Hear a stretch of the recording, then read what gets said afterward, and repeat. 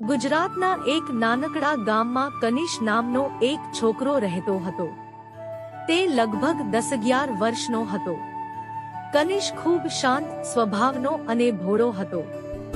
ઘરમાં ધનદોલત વધારે નહોતી, પરંતુ તેના દિલમાં એક ખૂબ મોટી સંપત્તિ હતી, અમૃતબાપાની મેલડી માતા પ્રત્યેની અડગ ભક્તિ. કનિષ બાળપણથી જ મેલડી માતાને ખૂબ માનતો હતો. તેના ઘરમાં દિવાલ પર મેલડી માતાનો એક સુંદર ફોટો લાગેલો હતો. દરરોજ સવારે ઉઠીને તે પહેલા માતાના ફોટાને નમન કરતો, પછી જ દિવસની શરૂઆત કરતો. એક દિવસ કનિષે માતાનો એક નાનો ફોટો લીધો અને તેને પોતાની બેગમાં રાખી દીધો. તે જ્યાં પણ જતો ત્યાં આ ફોટો તેની સાથે જ રહેતો. શાળામાં પણ જ્યારે તેને મુશ્કેલી લાગે ત્યારે તે ચૂપચાપ બેગ ખોલીને મેલડી માતાના ફોટાને જોઈને મનમાં પ્રાર્થના કરતો. કનિષના પિતાએ એક દિવસ પૂછ્યું, બેટા, તું આ ફોટો હંમેશા સાથે કેમ રાખે છે? કનિષ હસીને બોલ્યો, પપ્પા, આ મેલડી માતા છે. જ્યારે પણ મને ડર લાગે કે મુશ્કેલી આવે ત્યારે હું માતાને યાદ કરું છું. મને લાગે છે કે માતા મારી સાથે છે. ગામમાં લોકો ઘણીવાર અમૃતબાપા મેલડી માતાના ચમત્કારની વાતો કરતા. લોકો કહેતા કે અમૃતબાપા પર માતાની ખાસ કૃપા હતી અને જે ભક્ત સાચા દિલથી માતાને યાદ કરે તેની માતા જરૂર મદદ કરે છે. આ વાતો સાંભળીને કનિષની ભક્તિ વધુ મજબૂત બની ગઈ. એક દિવસ શાળાથી ઘરે આવતી વખતે કનિષને જંગલના રસ્તે પસાર થવું પડતું હતું. સાંજ થઈ ગઈ હતી અને રસ્તો થોડો અંધારો હતો.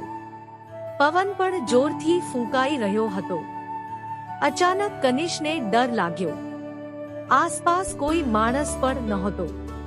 ત્યારે તેને યાદ આવ્યું કે તેની બેગમાં મેલડી માતાનો ફોટો છે. તેણે બેગ ખોલી અને ફોટો હાથમાં લીધો. કનિષ ધીમેથી બોલ્યો, હે મેલડી માતા, મને ડર લાગે છે. તમે મારી સાથે રહેજો. થોડી જ વારમાં કનિષને એવું લાગ્યું કે કોઈ અદૃશ્ય શક્તિ તેની સાથે ચાલે છે. તેનો ડર ધીમે ધીમે દૂર થઈ ગયો. તે શાંતિથી ઘરે પહોંચી ગયો. ઘરે પહોંચ્યા પછી તેણે માતા પિતાને આખી વાત કહી. તેના પિતા સ્મિત કરીને બોલ્યા, બેટા, સાચી ભક્તિ માણસને હિંમત આપે છે. ભગવાન હંમેશા પોતાના ભક્તોની રક્ષા કરે છે. આ ઘટના પછી કનિષનો વિશ્વાસ વધુ મજબૂત બની ગયો. સમય પસાર થતો ગયો. કનિષ ભણવામાં પણ મહેનત કરવા લાગ્યો. જ્યારે પણ તેને પરીક્ષાનો ડર લાગતો ત્યારે તે મેલડી માતાના ફોટાને જોઈને પ્રાર્થના કરતો. એક દિવસ તેની ખૂબ મહત્વની પરીક્ષા હતી. ઘણા વિદ્યાર્થીઓ ચિંતામાં હતા. કનિષે પરીક્ષા પહેલા બેગમાંથી ફોટો કાઢ્યો અને મનમાં કહ્યું, માતા, મને મહેનત કરવાની શક્તિ આપો. પરીક્ષા સારી ગઈ. થોડા દિવસ પછી પરિણામ આવ્યું. કનિષને ખૂબ સારા ગુણ મળ્યા.